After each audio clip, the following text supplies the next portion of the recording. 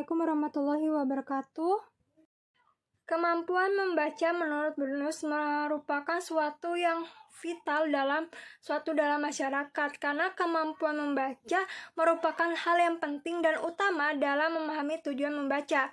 Nah, agar umat manusia Islam mampu membaca Al-Quran secara tartil benar, maka ada beberapa tahap yang harus diketahui dan difahami, yaitu menguasai ilmu tajwid dan maharajatul huruf dahulu. Setelah mampu menguasai ilmu tajwid, maka mempelajari irama dan lagu membaca Al-Quran.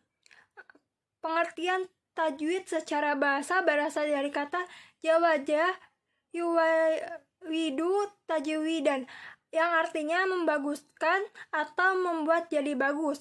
Pengertian yang lain menurut Lughah bahasa tajwid dapat juga diartikan segala sesuatu yang mendatangkan kebajikan. Ilmu tajwid, ilmu mempelajari tentang kaidah dan tata cara membaca kitab Al-Quran dengan baik dan benar. Tujuan mempelajari ilmu tajwid untuk senantiasa memelihara dan menjaga bacaan-bacaan Al-Quran dari kekeliruan, kesalahan, dan perubahan. Hukum mempelajari ilmu tajwid. Belajar ilmu tajwid hukumnya fardu kifayah bagi umat Islam. Adapun membaca Al-Quran dengan baik dan benar sesuai dengan kaidah ilmu tajwid hukumnya fardu ain.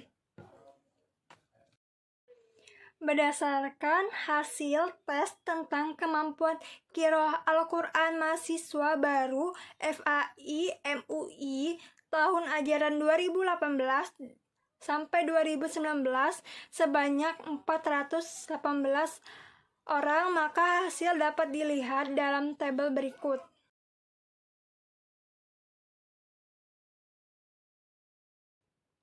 Pertama, rancangan pembinaan tahsin RPT Al-Qiraah Al-Quran. Pelatihan tahsin Al-Qiraah Al-Quran dirancang sebanyak 16 kali pertemuan, terdiri dari free test, penjelasan teknik pelatihan dan penggunaan modul 1 kali pertemuan. Yang kedua, penyajian teori dasar-dasar ilmu tajwid 4 kali pertemuan. Yang ketiga, praktik membaca dan menulis 10 kali pertemuan. Yang keempat, post test dan penutup pelatihan 1 kali pertemuan. Kedua, materi pembina tahsin Al-Quran. Materi tahsin Al-Quran terdiri dari 6 bahas pokok bahasan yang sebagai berikut, itu yang pertama, pengenalan nama-nama huruf hijaiyah. Yang kedua, pengenalan transliterasi dari huruf hijaiyah ke huruf lain. Yang ketiga, penggunaan tanda baca atau harakat. Yang keempat, perubahan bentuk huruf ketika bersambung. Yang kelima, latihan membaca huruf mutahah. Yang keenam,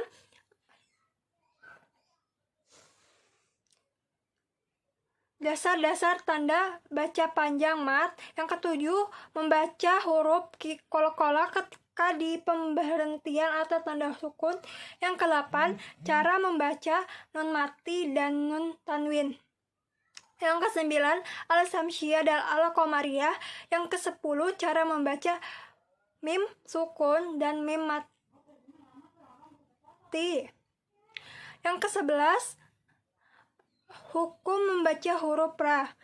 Yang 12, hukum membaca huruf tebal dan huruf tipis. Yang ke-13, pembagian idgham lainnya.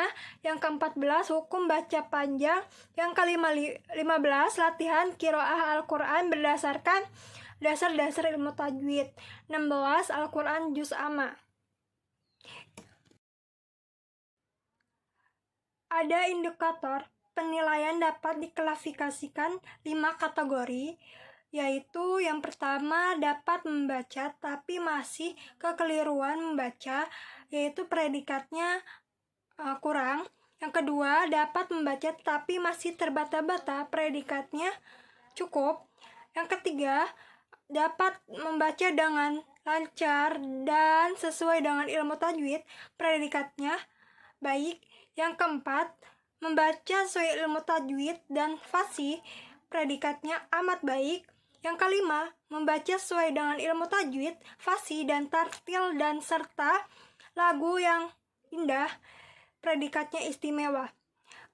Kalian bisa lihat tabel berikut hasil post-test peserta pelatihan pembina tahsin Al-Quran.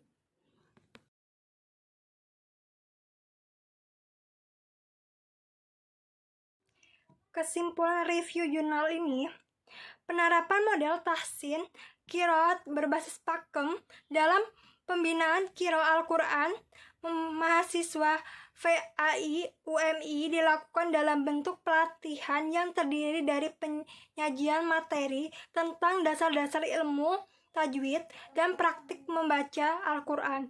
Penyajian materi dilakukan terhadap peserta secara keseluruhan, sedang praktikum kebanyakan dilakukan dengan pembagian kelompok.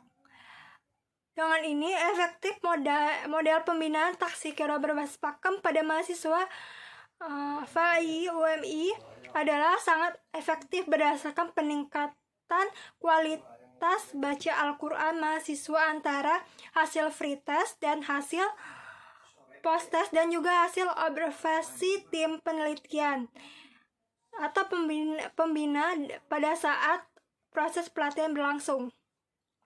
Waalaikumsalam warahmatullahi wabarakatuh.